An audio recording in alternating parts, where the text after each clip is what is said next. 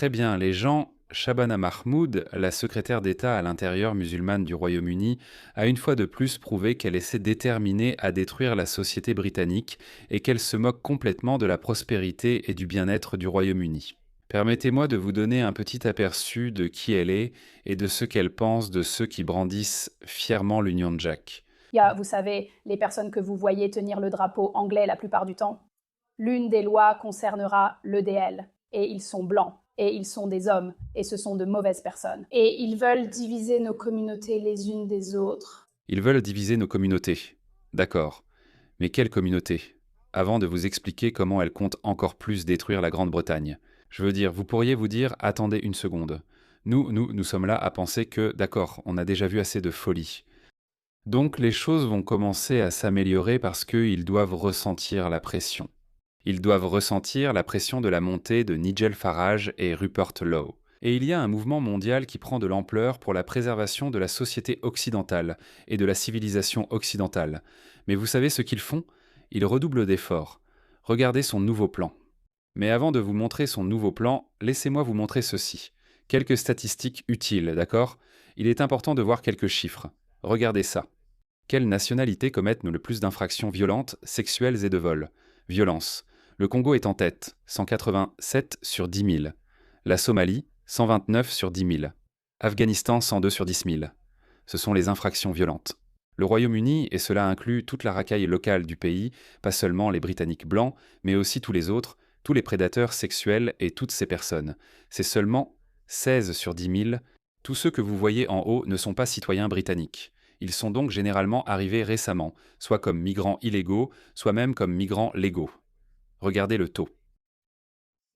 De 16 à 187. Ça, c'est juste pour la violence sexuelle. Afghanistan, Érythrée, Namibie, Tchad, Moldavie, Vol, Algérie, jusqu'à 320. Alors que la moyenne nationale est de 18. Comme je l'ai dit, cela inclut même les racailles du pays. Taux d'arrestation par nationalité. Tout en haut, il y a l'Albanie. Ensuite, Afghanistan, Irak, Algérie, Maroc, Somalie, Érythrée. On dirait que chaque pays, chaque nationalité présente au Royaume-Uni a un taux supérieur à celui du Royaume-Uni. Seule l'Inde est au niveau du Royaume-Uni. D'accord, maintenant que vous avez une idée générale de la façon dont ces personnes du tiers-monde enrichissent la société britannique et que vous savez qui est Shabana Mahmood, à qui elle est loyale. L'islam, ma propre religion. Euh, Comme beaucoup de musulmans pratiquants, ma foi est la chose la plus importante dans ma vie. C'est vraiment ce qui guide tout ce que je fais. Je ressens un appel très fort de ma propre conscience et ma conscience m'appelle à me tourner vers Dieu. C'est ainsi, écoutons donc son nouveau plan. C'est qu'ils vont annoncer un nouveau programme de parrainage sur le modèle ukrainien pour les foyers ou communautés voulant accueillir des demandeurs d'asile. Chloé, tu as étudié la question et penses qu'on peut vraiment y gagner de l'argent. Oui, eh bien, je ne suis pas sûre que ce soit énorme. Je crois qu'on reçoit généralement 350 livres par mois si on accueille un Ukrainien, ce qui, honnêtement, n'est pas beaucoup d'argent, étant donné qu'à Londres, au moins, on peut louer une chambre libre pour plus de 1000 livres. Beaucoup l'ont fait par bonté de cœur, et accueillir un réfugié ukrainien n'est pas vraiment risqué, leur culture étant très proche de la nôtre. Je pense que la probabilité qu'un Ukrainien vivant chez vous vous attaque soudainement avec une machette ou vous viole est vraiment très faible. Recevoir seulement 350 livres par mois pour prendre le risque d'accueillir, vous savez, un homme d'âge militaire venu d'Afghanistan chez vous qui pourrait Vous savez? vient d'une culture très différente. Je ne pense pas que ça en vaille la peine. Ouais, je ris toujours quand ils disent que nous sommes tous des immigrés. Ces pays ont été bâtis par des immigrés. Comme si un Norvégien blanc ou un Écossais blanc des Highlands était le même qu'un djihadiste venant de Syrie ou d'Afrique subsaharienne, ou, vous savez, d'Afrique du Nord. Qui s'en soucie? Comme s'il n'y avait aucune différence. Les Ukrainiens envoient femmes et enfants. Les Afghans, les Syriens et les Érythréens, eux, ils envoient tant qui? Leurs hommes. Ils n'ont pas de femmes. Je n'aimerais pas, je suis désolé. C'est uniquement à cause de différences culturelles. Je ne prendrai même pas leurs femmes. Donc ce qu'elle fait, je vais laisser Nigel Farage vous l'expliquer. Le ministère de l'Intérieur vient tout juste de publier discrètement quelques chiffres. Il préférerait que vous ne les voyiez pas. Ce que cela vous montre, c'est que l'année dernière, plus de 34 000 personnes se sont vues accorder l'asile en Grande-Bretagne sur la base de l'article 8 de la CEDH, le droit à une vie familiale. Rien que l'année dernière, et gardez à l'esprit que ce sont des chiffres du ministère de l'Intérieur, Le coût estimé de ces 34 000 personnes sur l'ensemble de leur vie pour le contribuable britannique est de 5 milliards de livres sterling, vous vous rendez compte? L'article 8, rien que sur l'année dernière, coûtera 5 milliards de livres sterling aux contribuables britanniques. Je me demande si on remonte 5, 10, 15 ans en arrière et qu'on calcule le total. On trouve quelque chose de totalement ahurissant. Permettre à ces bateaux de traverser la Manche est en train de ruiner la Grande-Bretagne. La Grande-Bretagne est déjà en faillite. Ça empire parce que ça ne s'arrête pas à 34 000, les gars. Shabana Mahmoud doit annoncer cette semaine un programme pour migrants sur le modèle de Homes for Ukraine pour des conflits du monde entier. Je suis prêt à accueillir une grand-mère ukrainienne ou une femme ukrainienne avec ses 2 enfants. Je n'accueillerai pas 2 hommes afghans. Je ne les laisserai pas entrer chez moi. Pour remettre dans le contexte, ce programme a accueilli plus de 200 000 Ukrainiens. On entend à peine parler de criminels ukrainiens. On voit des Soudanais poignarder des gens, des attaques à la machette, des Afghans avec des machettes. On n'entend jamais parler des Ukrainiens. Pourquoi ? Les hommes ukrainiens se battent pour leur pays où vivent femmes et enfants. Ce sont de vrais réfugiés. Cela doit cesser. Quel pays le Parti travailliste vise-t-il ? Voyons. De quel pays viennent les personnes qui arrivent en Grande-Bretagne ? Soudan. Tu sais qui était soudanais ? Deng Magic, le gars qui a poignardé Rhiannon White, qui travaillait à son hôtel, 23 fois avec un tournevis. Et après l'avoir poignardé, il est simplement rentré comme si de rien n'était. Et Mohamed Haroun, un réfugié qui a violé une femme et qui a dit au juge lors de sa condamnation « Vetar kontoche bat ansim fol Angleterre ». Plus d'un tiers des criminels soudanais en prison ici ont commis des infractions sexuelles. Ce ne sont pas des cas isolés, comme le montrent les statistiques que je viens de te présenter. Mahmoud veut aussi prioriser l'Érythrée. Mon Dieu, ces dernières années, nous avons eu des violeurs et des personnes ayant tenté des meurtres venant d'Érythrée. Les Érythréens, ici, ont plus de 20 fois plus de risques d'être condamnés pour infractions sexuelles que les citoyens britanniques. Et encore une fois, le chiffre réel serait encore plus élevé si seules les personnes blanches étaient des citoyens britanniques. Le Parti travailliste laissera sûrement aussi entrer des milliers de Palestiniens. Oui, ces Palestiniens, des Palestiniens comme ce type-là, il a tué ce garçon allemand, un garçon de 14 ans tout récemment en Bavière, il avait 37 ans. C'est un demandeur d'asile, un réfugié palestinien. Sa demande d'asile a été rejetée. Il s'en est pris à ce petit garçon. Ils font littéralement venir des personnes déséquilibrées, des gens issus de cultures totalement étrangères qui perçoivent la violence de manière complètement différente. Le Parti travailliste prévoit de limiter le programme à des dizaines de milliers de personnes alors qu'on n'a même pas les moyens d'en accueillir une centaine. Avec le temps, ils feront venir leurs familles élargies.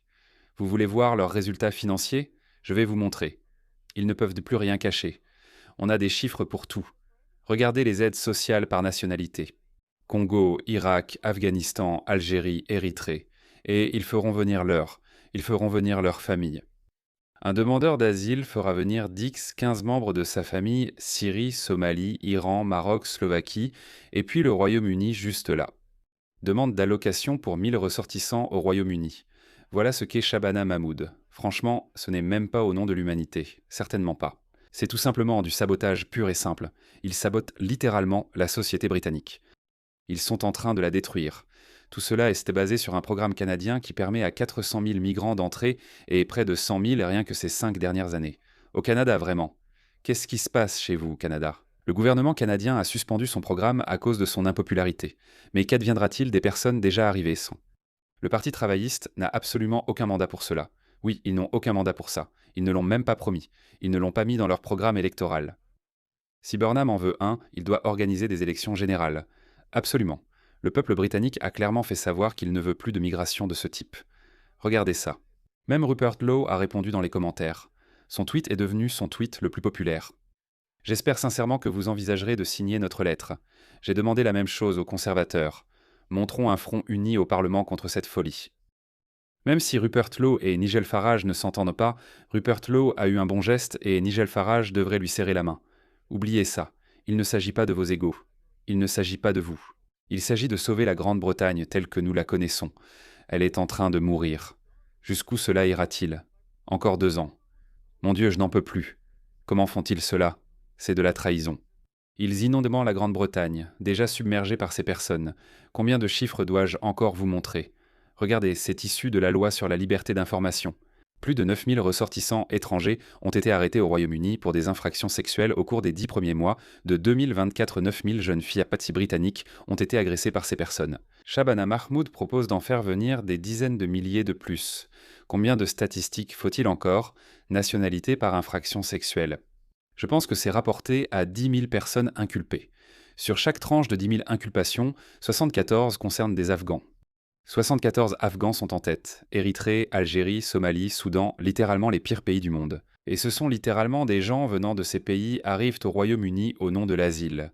Albanie, Irak, Iran. Où sont les États-Unis et l'Australie? Où était la Nouvelle-Zélande? Où est la Norvège? Vous ne voyez pas? Regardez ce qu'ils ont fait. Ils ont littéralement détruit ces beaux pays occidentaux. Viol pour 100 000 habitants. À travers l'Europe, la Pologne. Non, nous ne voulons pas de personnes du tiers-monde. La Pologne a déjà accueilli de nombreux Ukrainiens. Je pense que la Pologne a accueilli la plus grande part des réfugiés ukrainiens. Regarde, leur taux de viol est de 1,48 alors qu'en Belgique, il est de 34,9. Je me demande pourquoi.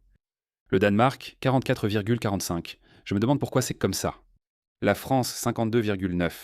La Suède est la capitale du viol. En fait, désolé, je retire ce que j'ai dit. Le Royaume-Uni est devenu la capitale du viol en Europe. Pas seulement en Europe, mais dans le monde occidental. 109. Qu'est-ce que tu as gagné avec ça? Et comme si ces chiffres ne suffisaient pas, ils font venir encore plus de gens.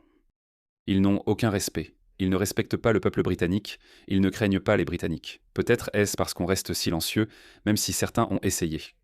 Je ne veux pas trop blâmer les gens. Nous avons essayé. Les rassemblements, unir le royaume. Nous avons protesté, nous sommes sortis. Je suis désolé, les gars. Je ne sais pas, je suis désolé. Je ne sais pas, je ne sais pas. Je ne peux évidemment rien dire d'illégal. Je ne sais pas, je n'ai pas de réponse. Nous ne le sommes pas. Tout ce que je vais dire, c'est que peut-être que nous ne sommes pas assez en colère. Ils doivent nous craindre. Ils doivent craindre le peuple. Ils doivent craindre la population. Et Shabana Mahmood, cette femme ignoble. Honte à toi, Shabana Mahmood. Honte à toi. Tu n'as montré aucune loyauté, aucune considération, aucune gratitude envers le pays qui t'a donné la vie que tu mènes aujourd'hui. Il t'a offert l'un des postes les plus élevés du pays. Elle est Mirpouri, je crois.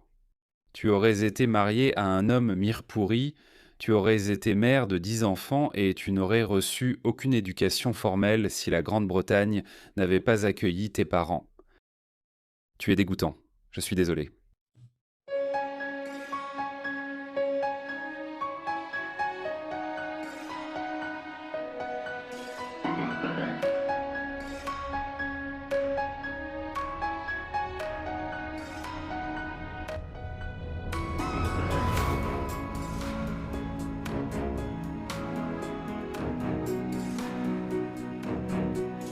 Au revoir.